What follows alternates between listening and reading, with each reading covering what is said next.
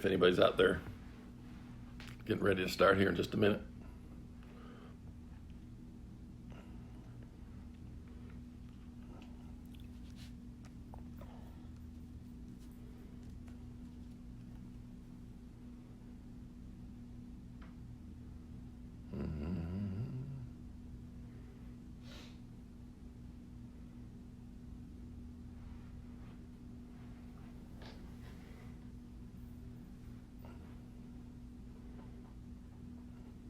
Hey everybody, this is our 8-minute mind shift. I really appreciate you hanging in there with me.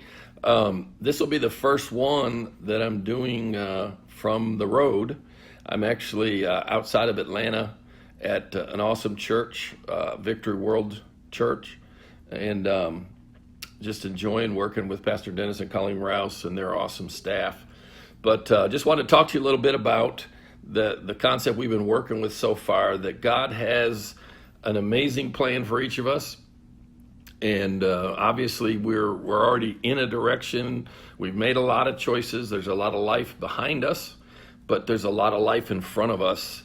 And what's stopping us, what blocks us, what inhibits us from entering and enjoying all the cool stuff that God has for us? Well, one of the things that's encouraged me and informed me, I guess you could say, over the years is the story of the children of Israel in the Old Testament as they were in bondage in Egypt, and how God brought them out of Egypt and then through the wilderness and into the promised land. And I just find a lot of encouragement there and a lot of challenge there, because it lays out some pretty cool stuff to help us understand our journey from where we were, what we were, the challenges we face, the stuff that just would bog us down, sin and other things, and then how to maneuver ourselves into the life that God has for us. But I want to share a little bit about out of that story, just in case you don't remember all the details. God said, "I'm giving you this land. It flows with milk and honey. It's awesome." For me, the promised land is an image of the life God wants for us. It's not a geographical place like it was for the children of Israel, but it's a way of life in connection with God and each other and other people. So God says, I'm giving it to you. And he tells them to send spies in to check it out, right? So 12 spies go in and they check it all out, and they come back and they report to Moses and the people, and they tell them that, man, awesome place. Man, it looks so good. And that's kind of like preaching all the promises, We preach, that Jesus will set you free. We preach about all the cool stuff that God has done for us as Christians. But we kind of leave out like that there's giants in the land. There's obstacles between us and what it is that we want. So they come back and they report that it's amazing, and then there's a but. It's amazing, but there's giants in the land. And I want to read you just two verses in Numbers chapter 13. So verse 32 and 33, Numbers 13, 32 and 33. And these are 10 of the 12 spies, because 2, Joshua and Caleb, gave a good report. But I want to show you what these 2 spies said. So here's what happened as they came back and reported. So they gave out to the sons of Israel a bad report of the land which they had spied out, saying, here's what they said, and we're going to talk about how this applies to us. The land through which we have gone in spying out is a land that devours its inhabitants. And all the people whom we saw in it are men of great size. In other words, all they could see was the reasons this is not going to work. They earlier said how awesome it is, and you're right, God, it flows with milk and honey. But right here they said, but dude, it's full of giants, man. And then here's a really interesting statement. There also, this is them continuing with their report, there also we saw the Nephilim, the sons of Anak are part of the Nephilim. In other words, this breed of people that were giants. And listen to this statement that they said, and we became like grasshoppers in our own sight. We became like grasshoppers in our own sight. They're giants, we're grasshoppers, but where? In our own sight. So we were in their sight. So they go on to say that that's how they saw us too, which I'm not sure how they knew that. But here's the deal. In a sense, you could say it like this.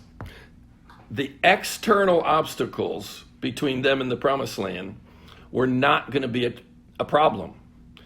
In other words, God had already, set it all in place to defeat those. But what stopped them? By the way, in case you don't know, this generation wandered in the wilderness for 40 years until all of them died out, so that the only families that were at this point coming out of Egypt that got into the promised land, that really experienced and enjoyed the life that God has for them, the only two families were Joshua and Caleb. Why? Because they brought a good report. Now, I don't think God's trying to make us feel bad. I don't think God's trying to, like, you losers, you're part of the 10 that didn't, I think he's trying to teach us something. And I believe, for me, what I pull away from this is this. We became as grasshoppers in our own sight. In other words, here's the thing. I'm going to refer to some notes that I have, and eventually I'm going to figure out ways to get you these notes so that you can follow along or have them afterwards or whatever. So why did most of the children of Israel get into the promised land? And I would say to you that it's the same reason we don't. Those who entered had a different mindset. Those who entered saw God differently. They saw themselves differently. And they saw the obstacles to the promised land, between them and the promised land. They saw them differently. And I would call it a mindset. They had a different mindset than the people who did not make it into the land. And here's what I'm saying to you. The greatest obstacles between you and the life God has for you are not people and things out here.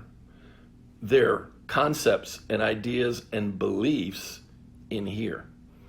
Let me give you my definition of a mindset. I think I might have given this to you last week, but my definition would be a set of ideas or concepts that form the basis of one's beliefs and actions. Just, in other words, briefly, the way you think. So a couple years ago, a few years ago, actually, 10 probably, my wife and I are sitting on the couch, and my phone rings. We're watching, I don't know, American Idol or something. And my phone rings, and it's my daughter, who, by the way, has given me permission to tell the story, who lives in, who at the time had courageously moved to Austin, Texas, to go to the University of Texas, get her master's in social work. And she was upset. And she said basically something like this: last week, great week. This week, I'm crying every day. Now, that might not be exact, but it's pretty close. So, Ruth, let me know if I'm wrong. And last week, great week. This week, crying every day. And I'm like, okay. Well, I knew it wasn't money because she didn't have any. I knew it wasn't real estate. She didn't have any. And I knew it wasn't a relationship issue because I think I would have known if there was something going on in that area at the time. And I knew there wasn't. Have you ever tried to give a pill to a cat? In other words, sometimes trying to help someone, you have to get them to swallow something that maybe is going to be hard to get down. So I'm thinking to myself, okay, I've got to help my daughter see something that might be a little tricky for her in this kind of hurting moment. So the pill was, between last week, great week, this week, crying every day, was this: darling, the only thing that changed was between your ears. The only thing that changed was the way you're thinking about something. And to my great pleasure, my daughter kind of got it. And she's like, oh, okay, I don't remember. But I could tell, all right, we're making progress. And I asked, how you can be talking to somebody and you're kind of praying at the same time. So I kind of was like, God, give me something practical to share with my daughter. And I gave her, God gave me something that I've used many, many, many times since. And we're kind of journalers, we journal a lot in our time with God. And I asked her, I said, baby, take these 3 questions, and you listening right now might want to write them down, because they're a great way, when you're feeling kind of out of sorts, they're a great way to center yourself. And so what I said was, baby, Three questions. Number one, how do I see God? How do I see God? Like right now, it's important for you to think about when I turn toward God, do I feel like a disappointment to him? Do I feel like he's ready to just, oh man, I've been waiting for you to come. I'm going to straighten you out. Do I feel like he's compassionate and available and willing to help? How do I see God? And number two, how do I see myself? Do I see myself as, I'm just a constant problem? I bet he's tired of seeing me. I bet every time I turn toward him to come talk to him, he's just like, oh gosh, here she comes, or here he comes again. How do I see myself? And then third, what do I need to do to please God and get what I need? In other words, get my needs met. What do I need to do to please God and get my needs met? So what I've learned in my own life is this. Whenever I feel out of sorts, it helps me to just kind of slow down and think about, how do I see God? And what I typically find when I'm off out of sorts is something's drifted, some kind of a thought has come in. Maybe I screwed up and did something, but something has come in and disrupted how I see God, how I see myself, and what I believe is required of me to please God and get my needs met. So I just want to encourage you to use those questions. Next week, we're going to start talking about the practical things you and I can do here's a phrase for you: change your mind, change your life. Romans 12:2, be renewed or transformed by the renewing of your mind. Next week, we're going to start talking specifically about how do you change your mind? So bless you guys. Love you. Have a great week.